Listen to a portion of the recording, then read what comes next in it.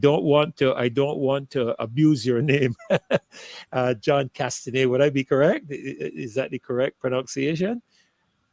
Yes, pleasant good night. Pleasant good night. Yes, great to have you with us. I understand that Marcia sent me some very brief information, but I understand that you are the public relations officer of the first wave movement that I actually receive WhatsApp message from on a regular basis, because I do follow that movement quite closely with the educational aspects and the protests that you've been having and so on.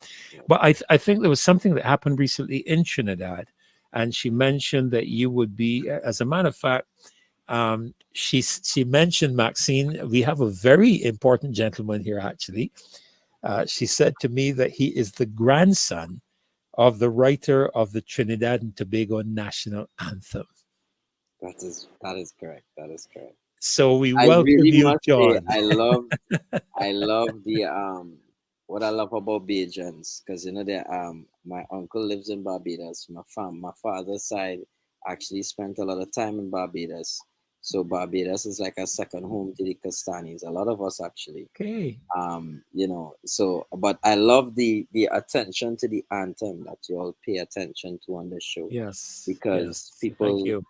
they don't realize that the anthem is just as much the constitution as the constitution itself, you know. Yes. Yes. And with Barbados it's about, you know, that pledge to God. And with in Trinidad, the what people don't understand is that the anthem was written really for the entire Caribbean, for the Federation, you know. And Okay. he was my granddad. My granddad was awarded the MBE honor. He's a member of the Most Excellent Order of the British Crown.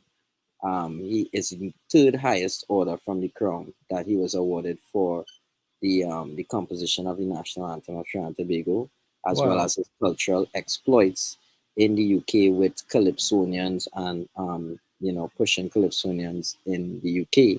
He was infamously known as the Bailer, because the Calypsonians from Trinidad used to get themselves in a lot of trouble out there. You know, so I just must say I'm really pleased I stood up for the anthem of Barbados. Every anthem of the Caribbean is of the world, but for the Caribbean, a little bias more for my Caribbean brothers and sisters, you know, all the time. Well, we appreciate it so very, very much. And we want to really welcome you to the show. Yes, This man. is Mr. Caswell Franklin, just above you. And to your, I'm not sure on the screen how it's showing, but the only lady really that is present in our midst Yeah. is one of the former ministers of foreign affairs. This is Ms. Maxine McLean. A Beautiful. wonderful lady. I have learned a Thank lot you. in I her didn't pay piece. him for that. No, I she love, didn't. She didn't. It cost her a cent, and I have to start reviewing that. So welcome, John. Brief us on what's happening. What's happening with this situation in Trinidad? well, all right. So, I mean, it's crazy, right? Because everybody knows that Trinidad is like a narco state country. We have so many red flags and on so many watch lists for so many things. For a number of years now. I've been a part of the first wave movement. I have been working, you know, since 2020, from the inception of COVID. As soon as they say they're restricting human beings because of an illness, I stood up immediately, you know, with you know, human rights violations and all these different things and everything that you know, I'm only 33 years old this year, and I have stood very firmly, and everything that we have seen come to pass came to pass. And I would always say God and nature will stand superior to anything that we as human beings, or artificial intelligence, which is artificial from our intelligence. So as much as we put so much on artificial, there's nothing greater than the Almighty God. And the natural remedies to societal, you know, problems. And so myself and Johnny Bravo, if people might be familiar with, there's a celebrity bodyguard with the name of Johnny Bravo. He's a big, strong guy. He secures, you know, artists all over the Caribbean. He travels all over the Caribbean. You know, with all the artists from soca to Trinidad. You know, he's a big history, but more so he was known for Bodyguarding Biggie Smalls and a lot of big acts. Or recently in Trinidad and Tobago, we have this Trinidad movement, right? The music, where a lot of guys of different communities brandishing big weapons, singing some vile lyrics against one another. And it is, for me, I am also the public relations officer for the Sealots Community Council. I have myself and Johnny Bravo have worked in every single major high risk area of my nation. I do not fear to walk anywhere in my country. I do believe in the humanity of the individual, and what you give is what you get.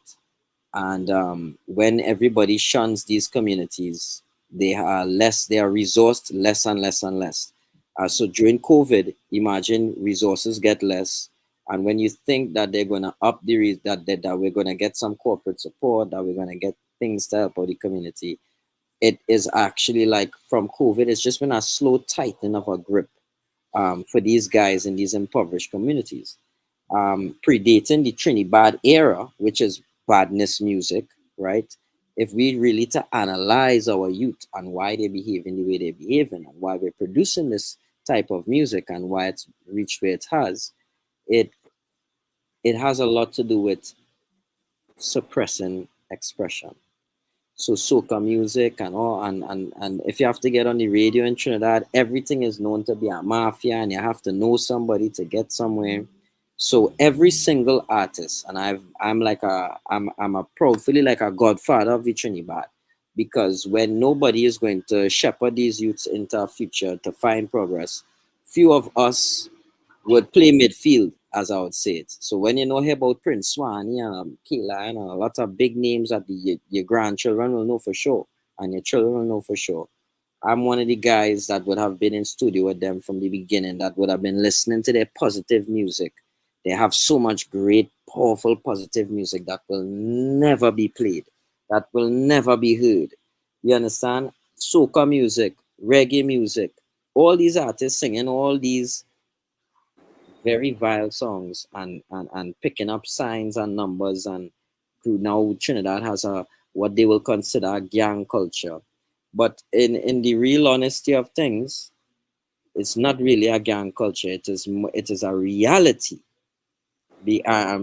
So in Trinidad and Tobago, they passed gang legislation since 2017, and they only booked the first person on the gang legislation probably this year, which was no, last year, late last year. And after booking the first couple artists on on the gang legislation, and they're out on bail for brandishing weapons and whatever, obvious reasons, um, there's this guy called Christmas List. Now, Christmas List, if you go on YouTube right now and you type in Chris, Must, not Christmas as in Christ and Christmas as we celebrate, no.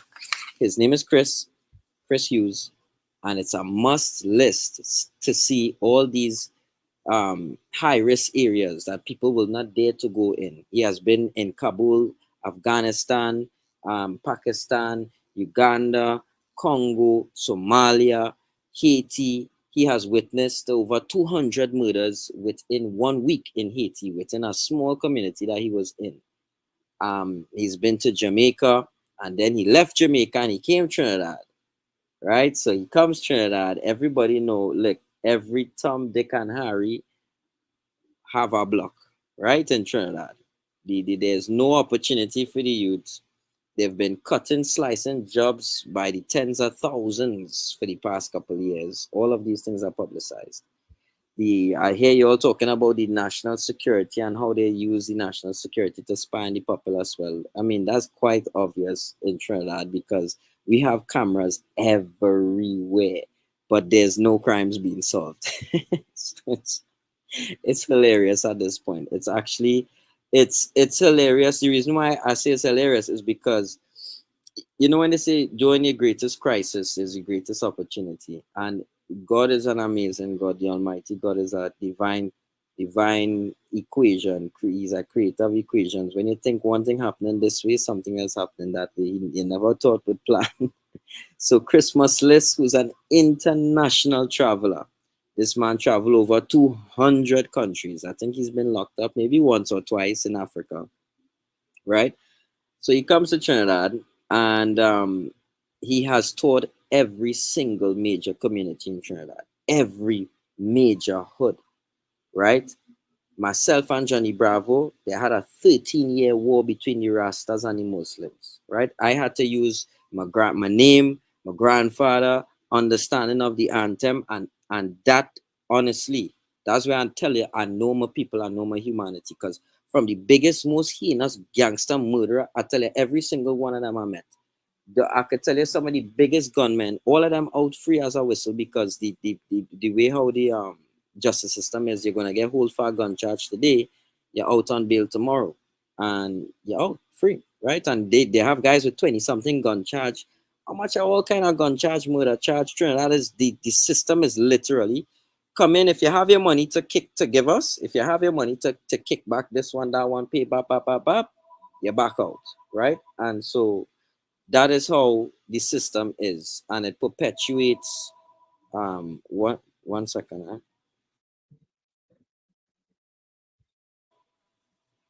I'm online right now.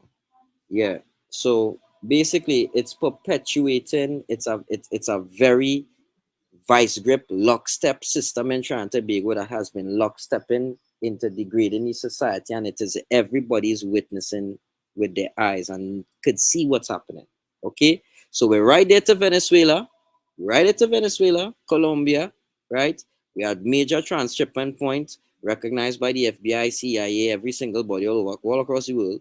We are a major transshipment point for massive amounts of drugs, and I mean, and what they say is the UN reports say the drugs pass through, the guns stay.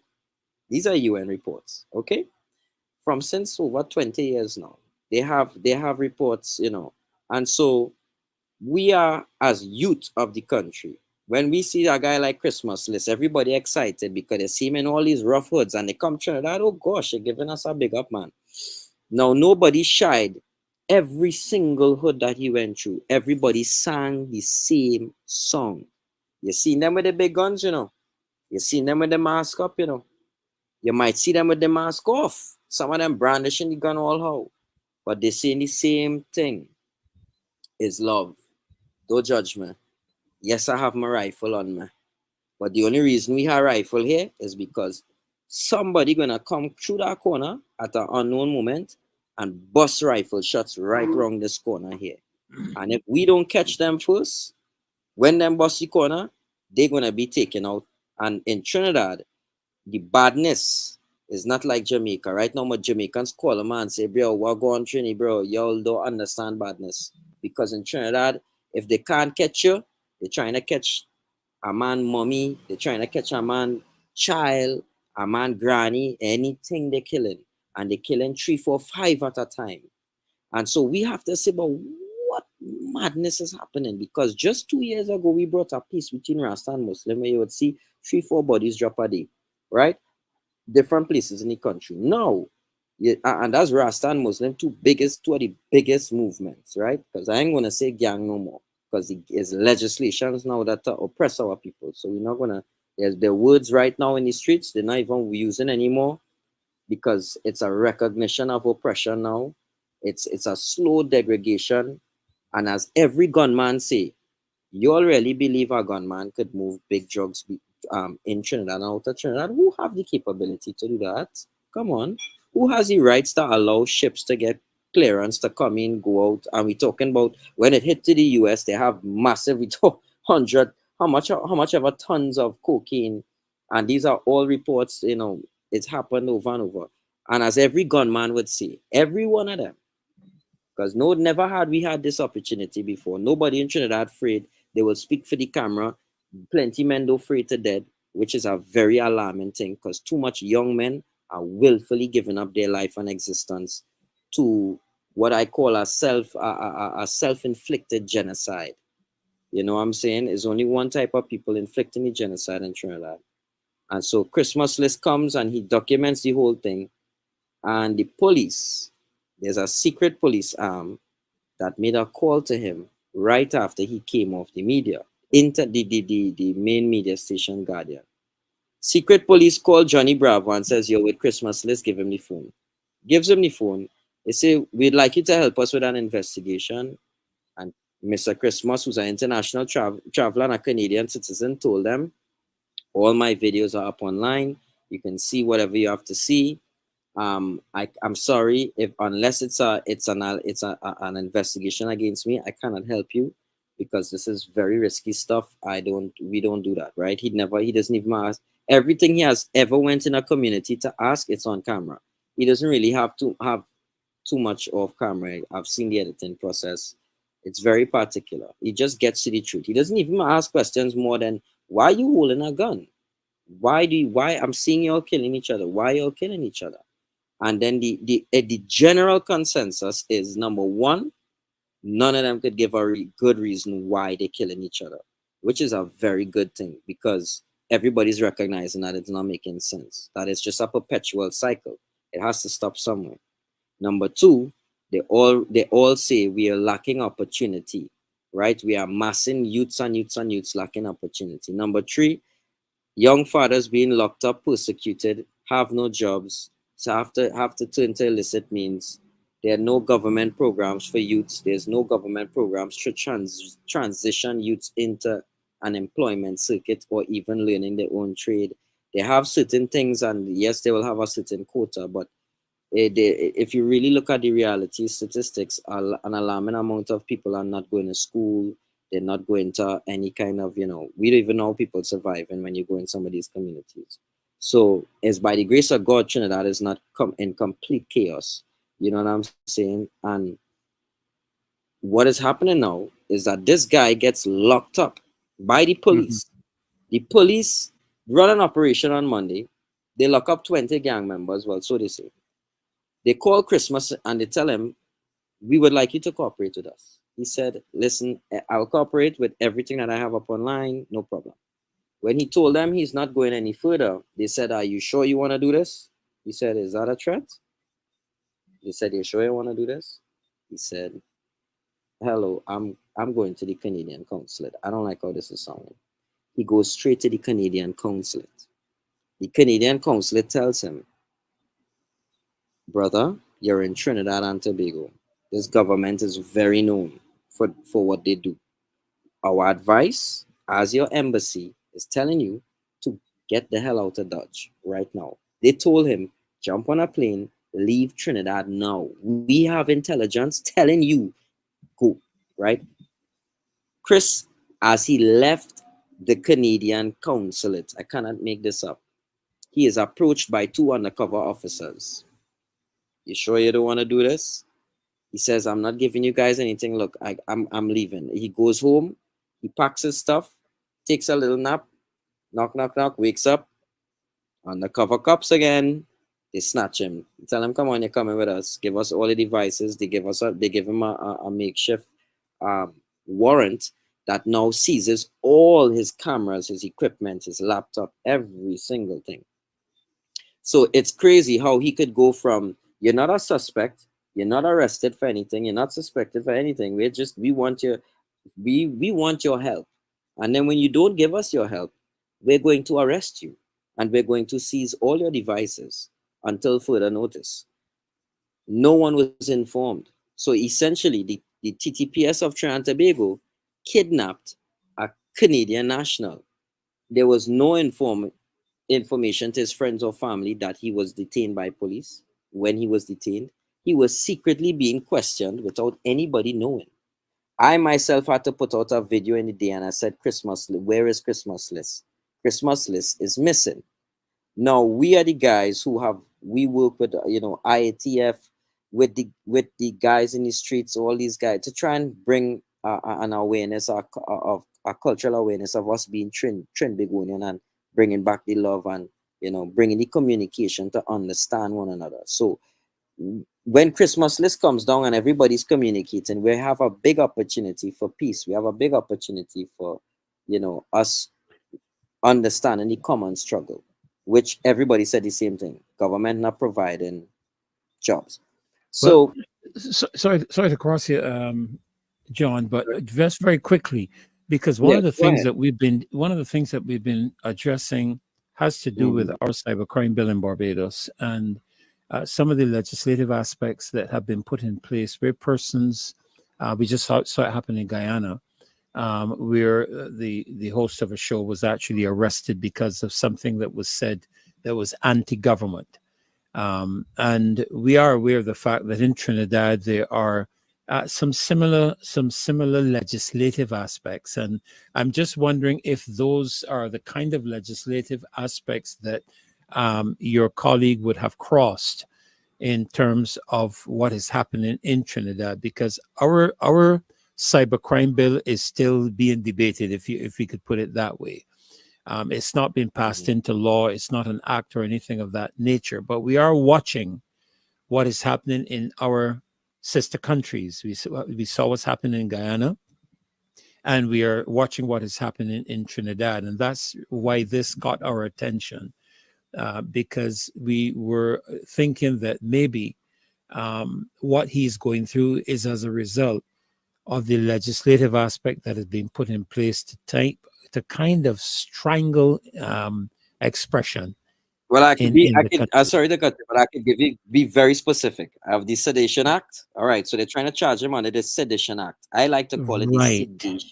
right, They want to sedate the public. Hear the name right, of it, the Sedition Act, right? So it's all about sedition is basically like, okay, anything that's kind of inciting discontent and between the populace or the government, and that has to do, which it's very, very vague, up for a lot of interpretation. There are a lot of these acts that pass, and they always say it's up to the police to enforce the law, right? So there's a lot of laws that are not really properly enforced. Some of them being police have to have cameras when they operating.